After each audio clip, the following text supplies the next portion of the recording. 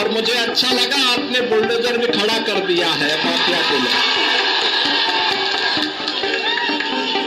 उत्तर प्रदेश में तो ये ऐसे दौड़ता है माफिया की छाती में कि फिर सपा और उसके पार्टनर्स को केवल और केवल उसके यहाँ फतिया पढ़ने का ही अवसर मिलता है, बाकी कोई अवसर ही नहीं मिलता है।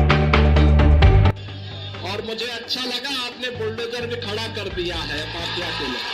चांद बाबू के पुत्र के ऊपर इसी सीवान में एसिड उड़ेलने का काम हुआ था कि वे किसी पेशेवर अपराधी और माफिया को गले लगा करके किसी बाबर और किसी औरंगजेब की मजार में जाकर के सजदा पड़े।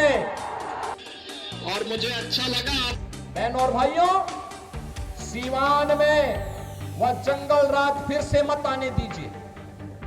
आपने देखा होगा कैसे चांद बाबू के पुत्र के ऊपर इसी सीवान में एसिड उड़ेलने का काम हुआ था। ये वही बिहार है। ये अपराधी फिर से जीवित न होने पाए।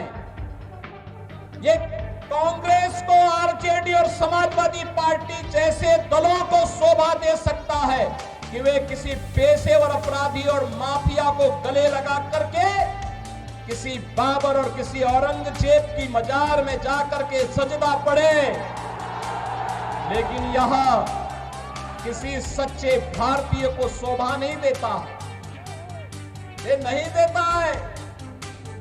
हम लोग तो उसी मार्ग के पथिक हैं जो गर्व से इस बारे में बोलता है कि रामलला हम आएंगे, मंदिर वही बनाएंगे और बना करके दिखा भी देते हैं।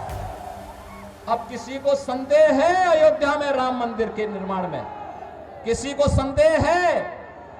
लेकिन ये लोग प्रश्न उठाते थे, कहते थे कैसे होगा? हमने कहा अयोध्या को सुंदरतम नगरी के रूप में स्थापित करेंगे। और आज आप देख रहे होंगे अयोध्या सुंदरतम नगरी के रूप में स्थापित हो गई ना? कोई संदेह है क्या? कोई संदेह है क्या? और उत्तर प्रदेश में इन माफियाओं के ऊपर कार्रवाई कैसे होती है आपने देख लिया है ना? ये डबल इंजन की सरकार ही कर सकती है। एनडीए की डबल इंजन की सरकार ही ये करेगी। इनकी प्रॉपर्टी को भी जब्त कर दिया जाता है। गरीबों के लिए आवास बनाए जाते हैं, गरीबों के लिए भी आवास बनाए जाते हैं। और मैं स्वयं जाकर के उन गरीबों को वहां पर मकान की चाबी भी दे देता हूं। आरजेडी की लालटेन की धुंधली लाइट याद करिए, जब डकैती डालनी होती थी लालटेन बुझा देते थे और कांग्रेस और आरजेडी मिलकर के अरे गरीब का ही नहीं खाते थे, पशुओं का चारा भी डकार जाते थे। मैं सच बोल रहा हूं ना? गलत तो नहीं बोल रहा हूं ना? और ये वही लोग हैं, मैं तो यहां आपका बखान कर रहा हूं बक्सर का, कि महर्षि विश्वामित्र ने इसी धरती पे संकल्प लिया था कि भारत को आतंकवाद से मुक्त करना है तो राम और लक्ष्मण को यहां लेके आना पड़ेगा। और कांग्रेस कहती है, कांग्रेस क्या कहती है? कहती राम हुए ही नहीं। ये भगवान के ही अस्तित्व पर प्रश्न खड़ा करती है, जैसे कि कांग्रेस और उसका वंशवाद ही रहा है, बाकी कोई नहीं रहा है। बहनों और भाइयों, भगवान के अस्तित्व पर प्रश्न खड़ा करते हैं। आरजेडी भगवान राम के रथ को रोकती है और समाजवादी पार्टी, इनका जो यूपी का पार्टनर है ना, यह भी राम भक्तों पर गोली चलाती है। ये लोग कहते थे राम मंदिर कभी नहीं बन सकता।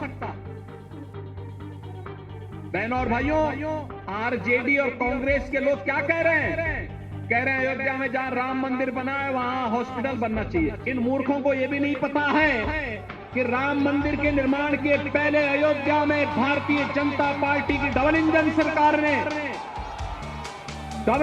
सरकार ने उत्तर प्रदेश के अंदर पहले राजऋषि महाराज दशरथ मेडिकल कॉलेज का निर्माण किया,